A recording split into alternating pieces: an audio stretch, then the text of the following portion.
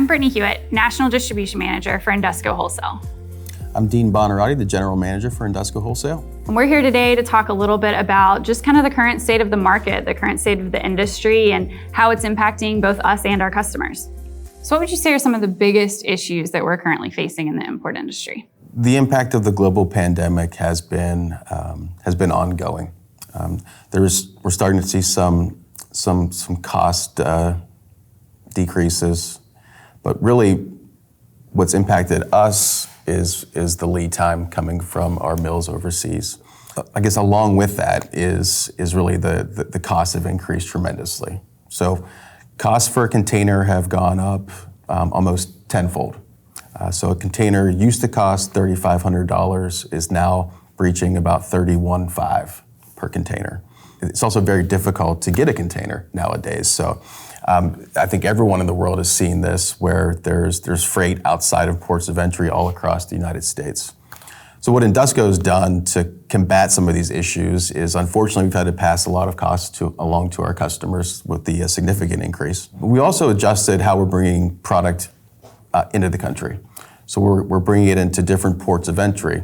Now that is also a catch-22 because the Port of Baltimore, which is our primary port, is 5 miles from Indusco's headquarters. So now if we bring in something into Newark or even Norfolk out of Virginia, then you add additional freight costs. So again, it's extra money, but you have product, which is really paramount for our customers. So have we been able to do anything to kind of counteract those issues in the ports and the extended delivery times?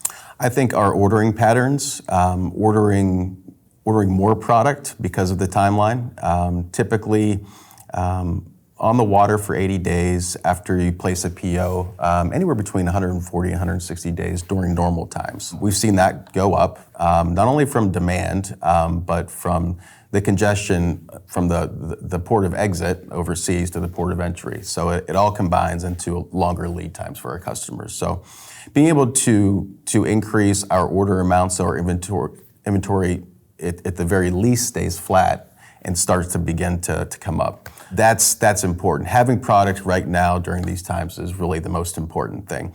Even though the costs are much higher, it's important to have product for our customers. How would you say our current product depth looks as compared to, say, 3 years ago? Our inventory has certainly taken a dip. The orders are placed and we're getting containers really weekly to beef up our inventory, but there's still a lot of back orders, a lot of difficult conversations with customers. So it's been a very difficult, 2.5 years for us. But we feel like our relationships overseas has helped us tremendously. We're able to consult with our manufacturers overseas, beef up orders or beef up containers when we have to, place additional POs to get a price decrease if they're overstocked or their run times on certain products have gone over and above what they projected. I think that ongoing dialogue with our manufacturers overseas has really helped us. You've mentioned a lot about overseas. Are we seeing some of these impacts with domestic partners as well? We certainly have. There's different things that impact the domestic business, but I would say both of them combined share the same problems, which is employment and drivers. That's been a huge issue. Supply chain in general, I think we can say is ongoing. But we've seen backlogs for reliable domestic partners that have gone a typical 4 to 6 week into like a 16 to 18 week. So it's some tremendous headwinds, but being aware of those headwinds and having those relationships with all of our vendors is really so pertinent nowadays than it's ever been. Absolutely. So how have we been able to continue to handle these in relations to our customers? Well, I think transparency and an open dialogue with them. We don't make promises that we can't keep.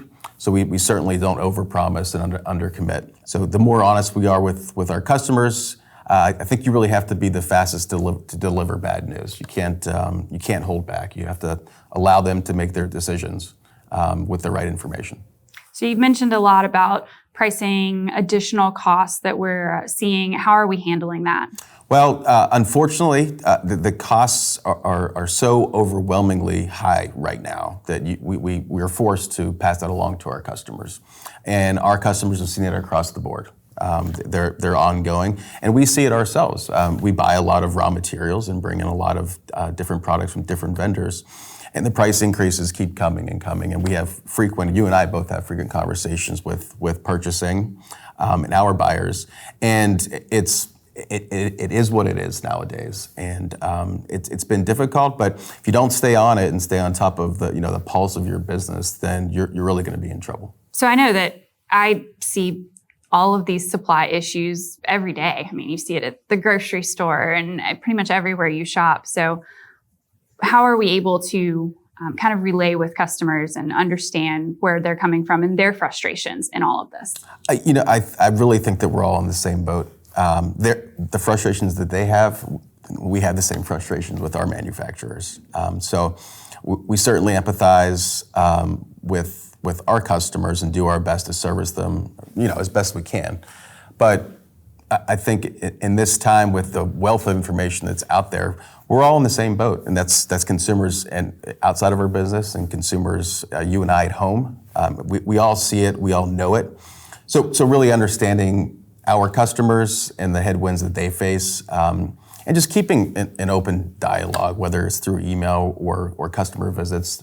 Thankfully, that's back on the table now. We can see customers, and it's always better to have those conversations, I think, face-to-face rather than on Zoom, which is what has become the new norm. And be transparent, explain to them what we're facing, and trying to deliver as best as we can to help support their business. So you mentioned things that we can do to deliver what we can to them, to support them. So what are things that we have done internally to be able to increase that? The way the world is right now, there's a lot of things that are not in your control.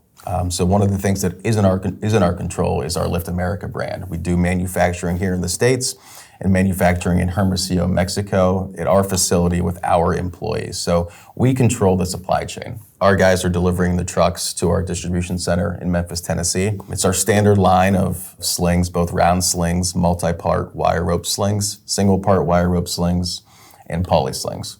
So that's our core product line there. Right. That we're able to offer. Right. Awesome. And have we run into any issues with that, or are those ready to go? They are ready to go, in stock. They're in stock at 21 of our facilities across the country, with the main inventory stocked at our distribution center in Memphis, Tennessee.